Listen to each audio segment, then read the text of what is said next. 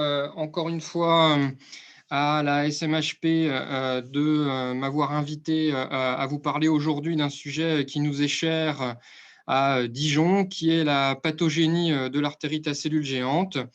Donc, je travaille dans le service de médecine interne du professeur Bonnot au CHU de Dijon et également dans l'équipe INSERM qui l'anime ici, dont une des principales thématiques est l'étude de la physiopathologie de l'artérite à cellules géantes.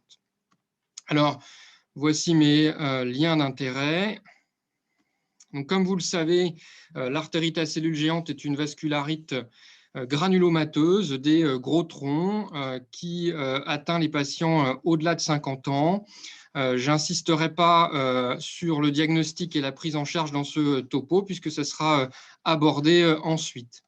Le sujet de cette présentation, c'est la pathogénie de l'artérite à cellules géantes et finalement, c'est-à-dire l'ensemble des mécanismes qui vont aboutir au développement de cette vascularite segmentaire et focale granulomateuse. Alors, j'aime bien montrer cette photographie puisqu'elle résume bien la situation. Vous voyez ici une biopsie d'artère temporale avec un morceau de paroi artérielle qui est saine et de l'autre côté de cette coupe d'artère temporale, une infiltration massive par des cellules mononucléées avec cette hyperplasie intimale. On va y revenir. C'est ce phénomène de remodelage vasculaire qui va aboutir à une sténose progressive des vaisseaux et donc aux manifestations ischémiques de la maladie.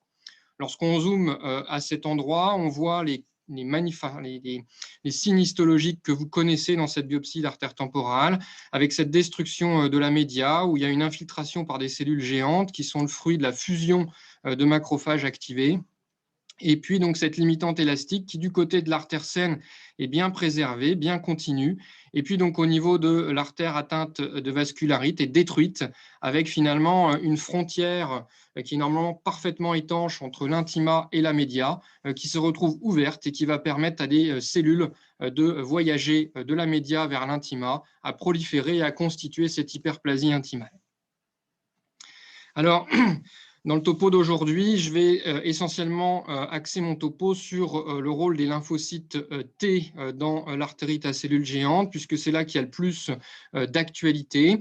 Donc, je vous rappelle les étapes en fait, qu'il y a avant le recrutement des lymphocytes T, donc la définition même de la vascularite. En fait, dans la paroi d'une artère saine de gros calibre, il n'y a pas de cellules immunitaires en dehors de cellules dendritiques qui sont présentes dans l'adventice et qui sont à un état inactivé. Eh bien, donc, au cours de l'artérite à cellules géantes, ces cellules dendritiques sont activées par un signal danger qui est inconnu et qui va donc aboutir à un changement de phénotype de ces cellules dendritiques et donc à la production de chémokines. Et c'est ces chémokines, CCL19, 20 et 21, qui vont conduire au recrutement de lymphocytes T. Et on avait montré il y a quelques années qu'il s'agit de lymphocytes T un petit peu particuliers qui expriment un marqueur pro-inflammatoire, le CD161. Alors, donc il y a de nombreux travaux qui ont montré l'implication de ces lymphocytes T dans l'artérite à cellules géantes, et qui sont donc recrutés suite à la production de ces chémokines, qu'on retrouve dans l'ensemble des couches de la paroi artérielle, comme vous le voyez sur cette coupe d'immunohistochimie. Et donc, il y a également des arguments indirects pour montrer qu'il y a une prolifération in situ de ces lymphocytes T, puisque donc leur répertoire est oligoclonal, ce qui montre donc qu'ils sont activés par un antigène dont aujourd'hui on ne connaît pas la nature exacte. Donc, ces lymphocytes T, suite à l'activation dendritique, vont être donc recrutés, activés et proliférés. Et ensuite, donc, ils vont, comme n'importe quel lymphocyte T CD4, se polariser. Et donc, les deux populations prédominantes dans la paroi artérielle au cours de l'artérite à cellules géantes, c'est les lymphocytes TH17 qui produisent de l'interleukine 17 et les lymphocytes TH1 qui produisent de l'interféron gamma.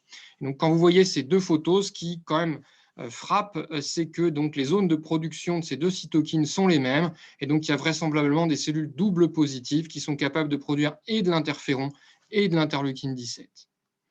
Alors, on retrouve un petit peu les mêmes désordres au niveau du sang de ces patients et ça a été démontré donc, par plusieurs équipes, dont celle de Cornelia Weyand aux États-Unis qui travaille depuis de très nombreuses années dans la physiopathologie de l'artérite à cellules géantes et qui fait référence.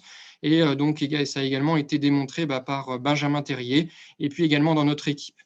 Donc, globalement, les résultats sont assez concordants. Ce qu'on observe, c'est que chez les patients qui présentent une artérite à cellules géantes active, on a une augmentation importante de la réponse TH17 et un petit peu moins de la réponse TH1 par rapport à des sujets sains, et qu'après corticothérapie, on observe que les TH17 ils sont très sensibles, les TH1 un peu moins.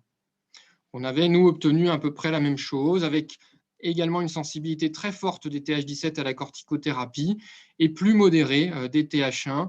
On avait quand même une petite diminution, ce qui contrastait avec les résultats de l'équipe de Cornelia Weyand. Mais en tout cas, il est vrai que l'interféron continue d'être produit sous corticothérapie.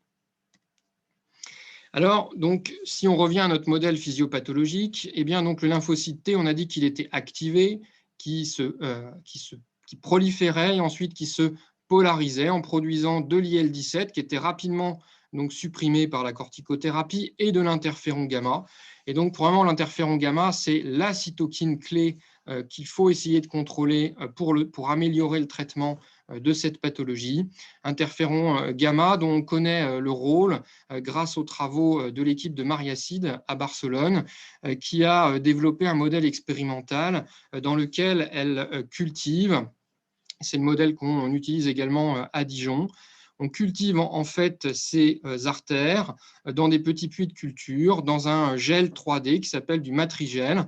Et donc, ce modèle vous permet d'ajouter des activateurs, des cytokines ou des traitements, et quelques jours plus tard, de récupérer le surnageant pour analyser la production de certains médiateurs, de récupérer la biopsie pour analyser l'expression de certains ARN, ou donc de réaliser de la microscopie confocale. Et donc, en utilisant en fait ce modèle expérimental, l'équipe de Mariacide a étudié quel était le rôle précis de l'interféron gamma dans ce modèle physiopathologique, et ils ont pu donc montrer, pour faire court, que l'interféron gamma agissait sur les cellules résidentes de la paroi artérielle, notamment les CMLV, les cellules musculaires lisses vasculaires, et qu'en réponse à une exposition à l'interféron gamma, ces cellules produisaient des chémokines, et en particulier deux groupes de chémokines, des chémokines qu'on appelle les chémokines induites par l'interféron, c'est CXCL9, 10 et 11, qui sont des ligands de CXCR3, et puis donc CCL2, qui est un ligand de CCR2, on va y revenir. Alors, finalement, donc, CCL2, eh bien, son ligand naturel, c'est CCR2, et CCR2, c'est exprimé par les monocytes. Et donc, dans ce papier, il montre, et je n'ai pas le temps de m'étendre là-dessus, que ces chémokines sont impliquées dans le recrutement des monocytes dans la paroi artérielle, qui vont ensuite se différencier en macrophages. Ils vont se différencier en macrophages et sous l'effet de l'interféron gamma fusionner pour former des cellules géantes. Et vous allez obtenir ces infiltrats granulomateux qui vont produire de l'interleukine 6, qui est une cytokine qui est une cible thérapeutique désormais bien connue, et également produire des médiateurs comme l'endothéline 1, qui a été étudié par Alexis Régent notamment, mais aussi comme le PDGF, qui sont des médiateurs dont le rôle est majeur, puisqu'ils vont agir sur la cellule musculaire lisse et aboutir à ce phénomène de remodelage vasculaire qui va en fait être lié à deux phénomènes. C'est une accélération de la capacité de migration de ces cellules musculaires lisses et également de leur capacité de prolifération. Grâce à la destruction qu'on voyait tout à l'heure de la limitante élastique interne, ici entre la média et l'intima, destruction qui est essentiellement médiée par une enzyme qui est MMP9, et bien, ces cellules musculaires lisses, activées par ces médiateurs, vont être capables de passer dans l'intima. On va voir d'y changer de phénotype, de proliférer et peu à peu d'obstruer le vaisseau. Et ça explique les manifestations ischémiques de la maladie, et c'est ce qu'on appelle le remodelage vasculaire. Alors, pour illustrer ce remodelage vasculaire, je vous montre quelques photos de microscopie confocale qu'on a réalisées au laboratoire. Vous voyez sur cette artère une biopsie d'artère temporale qui est saine. Donc, en le marquage, vous avez du DAPI en bleu qui marque la structure de l'artère, l'alpha-SMA qui marque les cellules musculaires lisses en rouge. Le CD90, c'est pour les fibroblastes qui n'y en a pas. Le CD45 pour les cellules mononucléées, il n'y en a pas parce que cette artère est saine. Mais vous voyez que la lumière est bien préservée, que la paroi est très fine et que la média est bien structurée. Voilà une artère atteinte d'artérite à cellules géantes. Ce qui frappe, c'est qu'on a cet infiltrat en cellules mononucléées, c'est la vascularite pour son côté inflammatoire. Et puis, donc, vous avez au niveau de la média toujours des cellules musculaires lisses, mais avec une média qui est déstructurée. Et ce qui frappe, c'est l'obstruction de la lumière vasculaire par cette prolifération cellulaire avec des cellules en fait qui expriment les deux marqueurs, à la fois l'alpha smooth muscle actin et le CD90, et qui correspondent en fait phénotypiquement à ce qu'on appelle des myofibroblastes. Et ces myofibroblastes sont essentiellement générés à partir de la cellule musculaire lisse lorsqu'elle est exposée à ces médiateurs et notamment au PDGF. Alors, dans les autres chémokines qui sont produites par la cellule musculaire lisse activée par l'interféron gamma, on trouve, je vous le disais tout à l'heure, CXCL9, CXCL10 et CXCL11, qui sont des ligands d'un autre récepteur de chémokine qui est le CXCR3. CXCR3, il est exprimé par le lymphocyte TH1, mais également par lymphocyte TCD8. Et donc, il y a quelques années, on s'était intéressé à ces TCD8 dans l'artérite à cellules géantes. Et donc, on en retrouve dans la paroi artérielle en quantité moindre que les lymphocytes TCD4, mais on en retrouve quand même. On retrouve dans le sang des patients qui ont une artérite à cellules géantes une signature TCD8 cytotoxique avec une augmentation de leur expression en perforine et en granzyme, une augmentation de l'expression de molécules de dégranulation comme le CD63 et une forte capacité à produire de l'interféron gamma, même si ce n'est pas différent des sujets contrôle. Là aussi, le répertoire de CCD8 est restreint, ce qui montre qu'ils sont activés par des antigènes et qui prolifèrent. Vous voyez qu'on a une restriction d'hétérogénéité du répertoire de ce patient atteint d'ACG qui est beaucoup plus marqué qu'un sujet sain qui est comparable pour l'âge.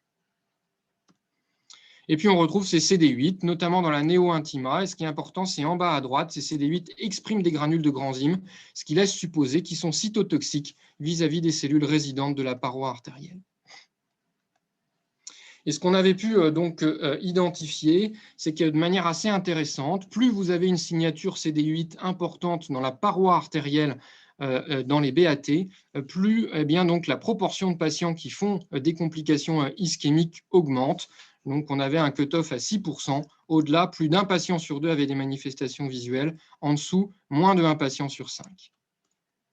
Donc, ça montre que ces CD8, par leur cytotoxicité, par leur capacité à produire de l'interféron gamma, ça suggère qu'ils sont impliqués dans le remodelage vasculaire.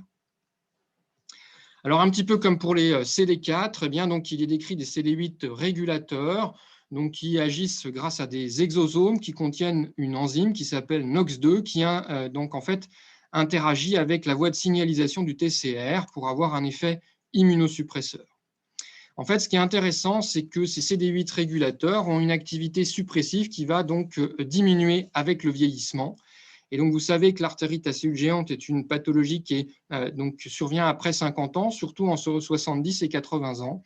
Et donc, ce que les auteurs qui étaient ceux de l'équipe de Cornelia Weyand, une nouvelle fois, avaient montré dans cette étude très élégante, c'est qu'il existe un vieillissement prématuré de ces CD8 régulateurs au cours de l'artérite à cellules géantes versus des patients du même âge ou des patients atteints d'autres vascularites. Donc, c'était la première fois qu'avait été donc vraiment clairement démontré donc un vieillissement prématuré du système immunitaire au cours de l'artérite à cellules géantes. Alors, je voudrais insister dans la deuxième partie de cet exposé sur des travaux qu'on a menés plus récemment dans l'équipe qui montrent quels sont les mécanismes d'entretien de l'inflammation vasculaire et donc finalement comment cette inflammation va perdurer et se chroniciser. Alors, on pense qu'il y a, comme l'équipe de Mariacide d'ailleurs, on pense que dans cette chronicisation de la réponse inflammatoire, il y a un rôle majeur des cellules résidentes de la paroi artérielle. Et donc, on s'y est intéressé dans ce travail qui sera bientôt soumis à publication, qui a été mené par Hélène Gregert, qui est thésarde dans l'équipe. Et donc, Hélène s'est d'abord intéressée à définir phénotypiquement très précisément les cellules de la paroi artérielle. Et donc, c'est ce que je vous disais tout à l'heure, mais en plus détaillé. On retrouve en fait dans cette néo-intima des myofibroblastes, alors qu'on a des cellules musculaires lisses authentiques dans la média et des fibroblastes dans l'adventice. Et donc, en utilisant le modèle espagnol du matrigel, on arrive à cultiver et obtenir des lignées cellulaires de cellules vasculaires qui deviennent confluentes et qu'on a donc définies d'un point de vue phénotypique et qui correspondent à ces myofibroblastes. Vous les voyez ici sur la partie supérieure de la diapositive. Donc, finalement, on arrive in vitro à cultiver des cellules dont les caractéristiques phénotypiques sont celles des cellules qu'on observe dans la néointima des artères atteintes de maladie de Horton. Et donc, ce qu'on a étudié, c'est finalement les voies de phosphorylation qui sont activées dans ces cellules. Et on s'est aperçu que, notamment en étudiant la phosphorylation de stade 1, donc qui est en aval de l'interféron, et la phosphorylation de stade 3, qui est en aval de l'IL6, eh ben, qu'on observait dans ces cellules de la néointima une forte phosphorylation de stade 1 et une beaucoup plus discrète phosphorylation de stade 3, ce qui laisse supposer que ces cellules sont plutôt sensibles et en tout cas exposées à l'interféron gamma plutôt qu'à l'interleukine 6. Et donc ces cellules, puisqu'on les avait in vitro, on les a co-cultivées avec des cellules mononucléées. Les PBMC, c'est des cellules mononucléées, donc des monocytes et des lymphocytes. Et on a donc réalisé des co-cultures de durée variable en fonction de ce qu'on voulait mesurer.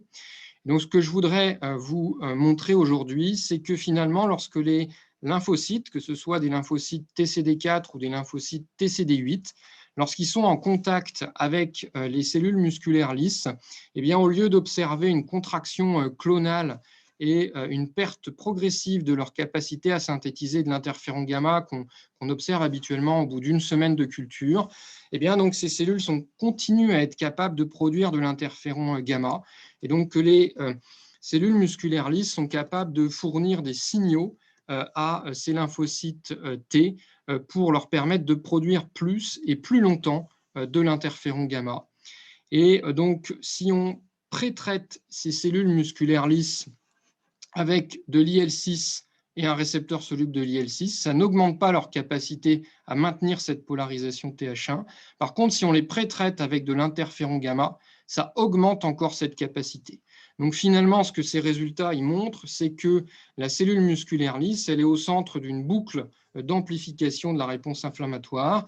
Elle est capable, exposée à l'interféron gamma, de soutenir encore la polarisation TH1 et TC1, et donc davantage d'interféron gamma. Et donc, vous voyez bien qu'il y a une boucle d'amplification qui s'initie de cette façon-là.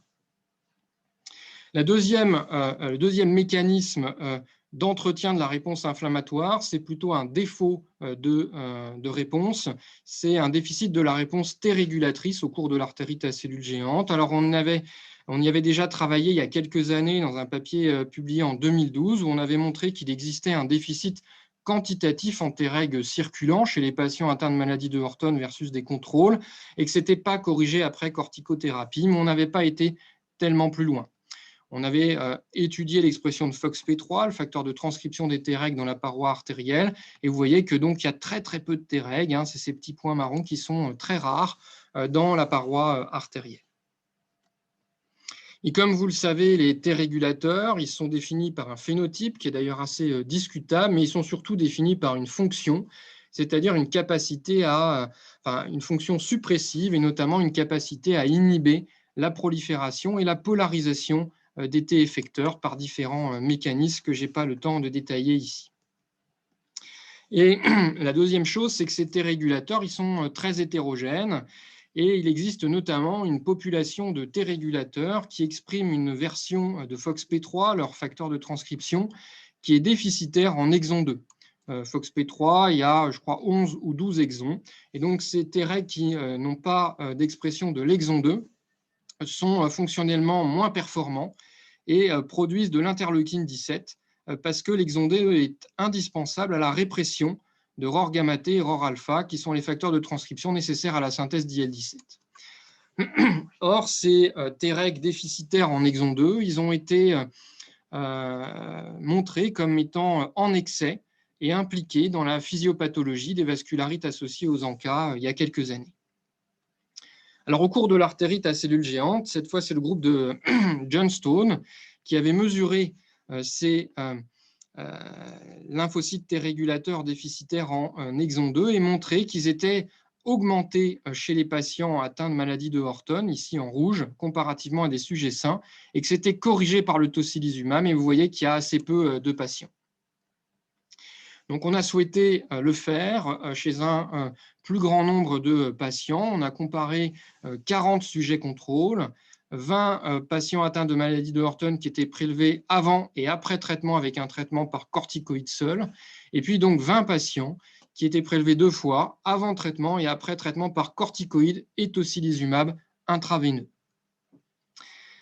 Alors, qu'est-ce qu'on a observé? D'abord, on a confirmé qu'il existe effectivement au cours de l'artérite à cellules géantes une diminution de la quantité de Treg qui circule, ici en rouge, versus des patients comparables pour l'âge.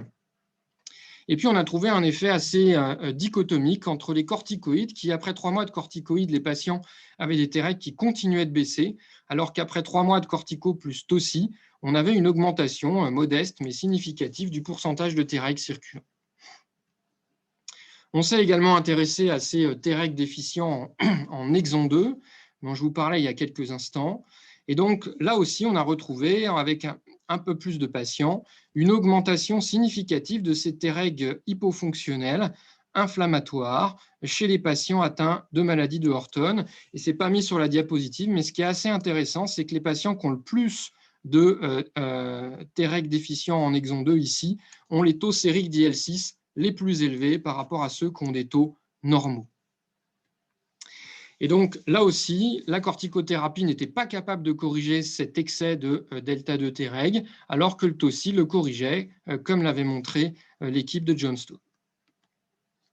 Et donc, on a été plus loin avec une étude fonctionnelle où on a donc séparé les effecteurs et les Treg, on les a colorés et on a été capable d'étudier à la fois leur polarisation, leur plasticité et leur prolifération.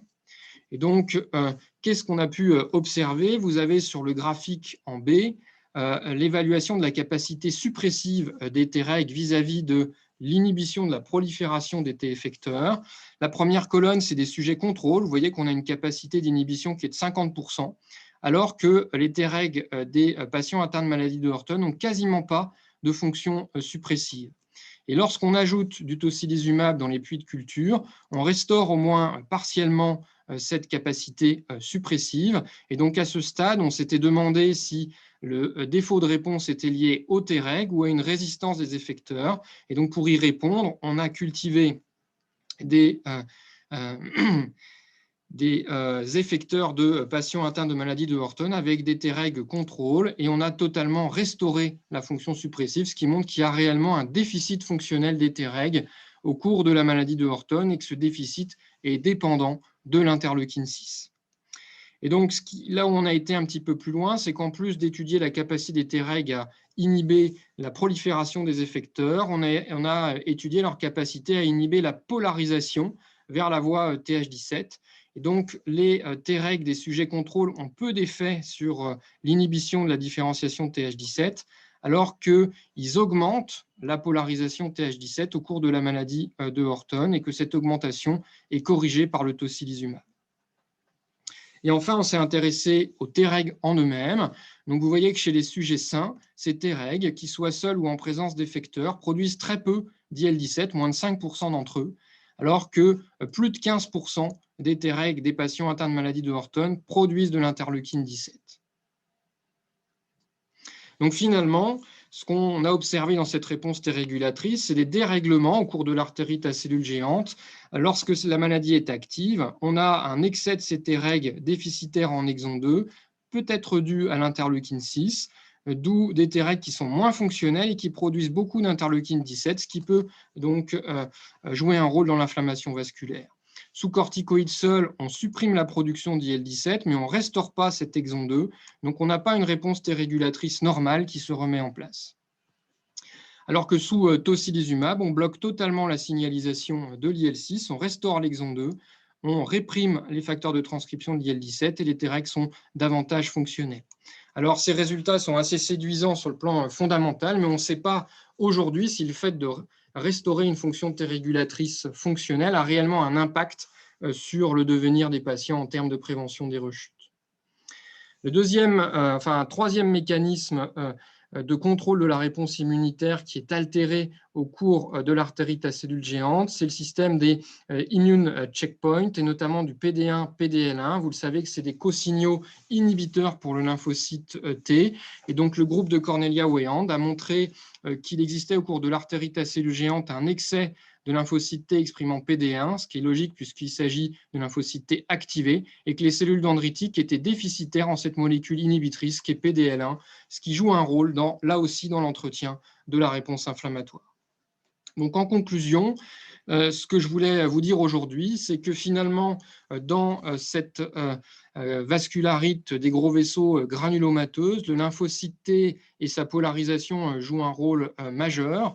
Le lymphocyte T est activé par la cellule dendritique et ensuite se différencie en deux sous-populations majoritaires, le TH1 et on peut y associer le TC1, le CD8 producteur d'interféron gamma, et en TH17, et les TH17 sont davantage sensibles à la corticothérapie. Et ensuite, donc, c'est essentiellement l'interféron gamma qui va activer les cellules musculaires lisses et aboutir au remodelage vasculaire et finalement aux complications ischémiques qu'on redoute dans cette maladie. Et ensuite, vous avez ici une boucle d'amplification qui se met en place et qui va entretenir cette production d'interféron gamma et qui joue probablement un rôle dans le fait que la maladie, elle continue, elle rechute quand on arrête le traitement. Et de l'autre côté, vous avez des systèmes d'inhibition de la réponse immunitaire qui sont défaillants, notamment un déficit en PDL1, un déficit du compartiment Treg qui est probablement fortement sous la dépendance de l'interleukine 6. Et finalement, les traitements dont on dispose aujourd'hui, les corticoïdes, sont essentiellement efficaces sur cette voie TH17 et IL6, mais beaucoup moins sur l'interféron gamma et donc le remodelage. Le tocilizumab va bloquer l'IL6, donc il bloque la réponse TH17, il a très peu d'effet sur la réponse TH1 et il restaure le compartiment Treg, comme je vous l'ai montré il y a quelques instants, mais on ne sait pas quelles sont les conséquences pour les patients. Et enfin, il y a d'autres cibles thérapeutiques qui peuvent être utilisées, comme vous le savez, l'abatacept, l'ustekinumab pour jouer sur les deux voies, le secukinumab sur l'IL17. Et puis donc, probablement une autre cible thérapeutique très intéressante qui est les anti-JAK, de manière à inhiber la signalisation de plusieurs cytokines en même temps pour essayer de jouer sur ces deux facettes de la physiopathologie, et la facette interféron et la facette IL-17. Voilà, je vous remercie pour votre attention.